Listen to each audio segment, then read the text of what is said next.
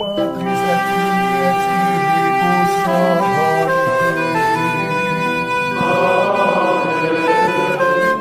Dominus vobiscum. Sahabat peradaban kasih ekologis yang terkasih, selamat berjumpa dalam Renungan Harian bersama saya, Roma Alois Budi Purnomo PR, melalui channel ini. Semoga panjenengan selalu sehat, tetap semangat tanpa sambat, dan selalu bahagia. Kebahagiaan yang bersumber dari Tuhan Allah kita. Mari kita awali perjumpaan kita dengan bersatu di dalam doa.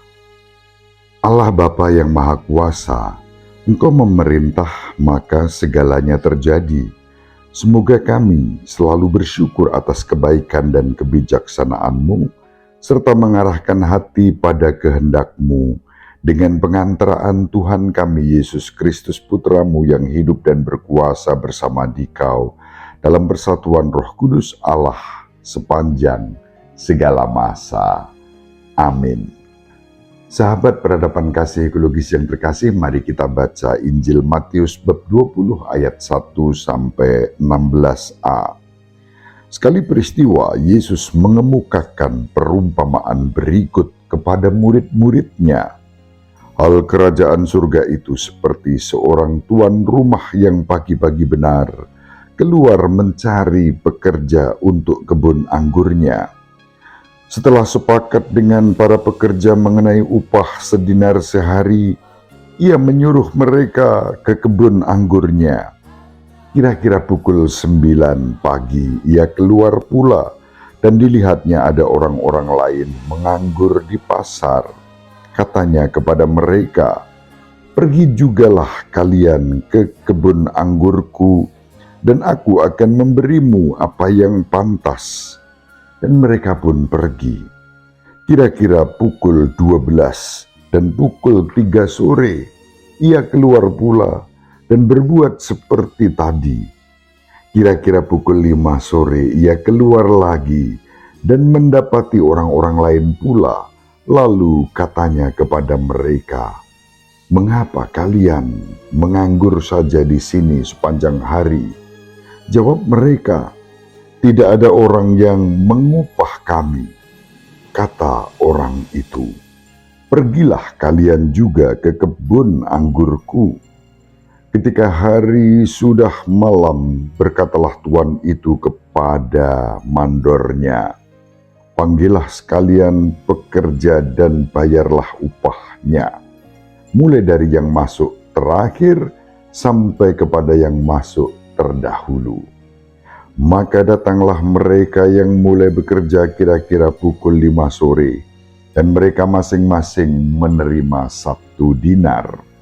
Kemudian datanglah mereka yang masuk terdahulu. Mereka mengira akan mendapat upah yang lebih besar, tetapi mereka pun menerima masing-masing 1 dinar juga.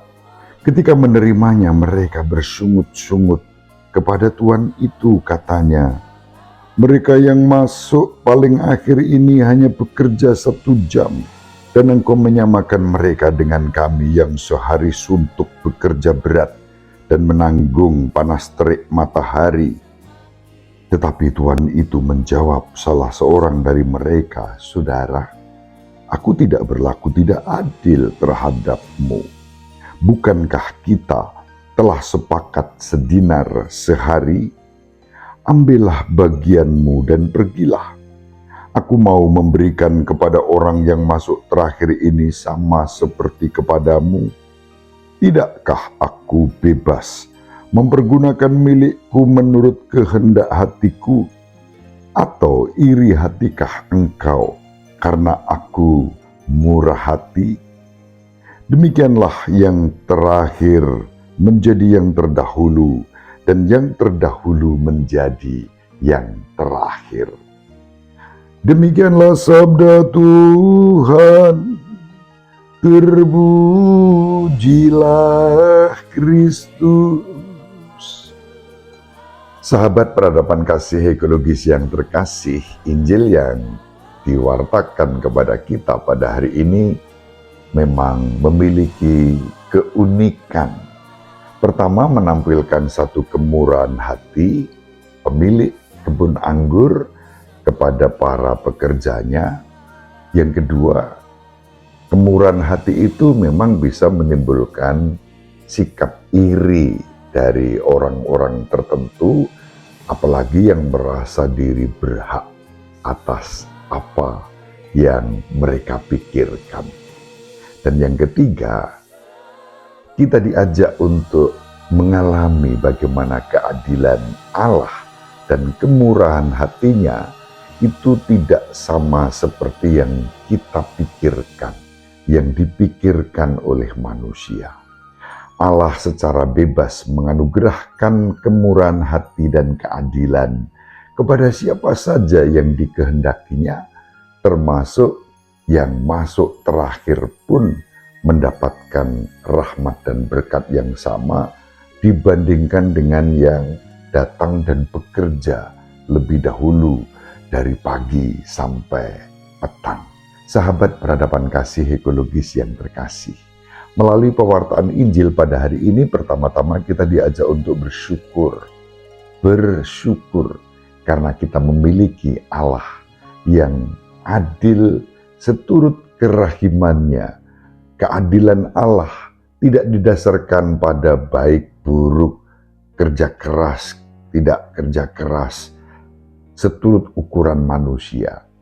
Kemurahan hati Allah diberikan secara bebas oleh Allah sendiri, otoritas Allah yang penuh kasih dan kerahiman kepada kita umat manusia. Dan ini yang membuat kita mengalami damai sejahtera di hadiratnya, karena kita memiliki Allah yang begitu murah hati dan adil, bukan seperti yang kita pikirkan, tetapi berlipat ganda kemurahan hatinya, berkatnya dicurahkan kepada kita seturut kehendaknya semata. Sahabat peradaban kasih ekologis yang terkasih, dengan itu kita juga diajak untuk membuang jauh-jauh sikap iri, dengki, prasangka buruk terhadap siapapun juga. Orang bisa mengalami kebaikan berlipat ganda seturut kehendak Allah. Mungkin kita curiga, berprasangka, kok bisa orang seperti itu mendapatkan berkat yang berlipat-lipat. Semua adalah kehendak Tuhan. Kita hanya dipanggil untuk setia, mengerjakan apa yang harus kita kerjakan, dan kita melakukannya dengan sukacita, dengan bahagia, dengan penuh syukur, tidak dengan bersungut-sungut, apalagi dengan sikap iri dan dengki. Mari kita saling mendoakan agar kita dianugerahi rahmat dan berkat untuk bisa selalu bersukacita, melakukan tanggung jawab kita seoptimal mungkin. Selebihnya biarlah keadilan dan kemurahan hati Allah bekerja di dalam kehidupan kita. Ibu Maria selalu mendoakan kita, Bapak Yusuf merestui kita dengan keheningannya.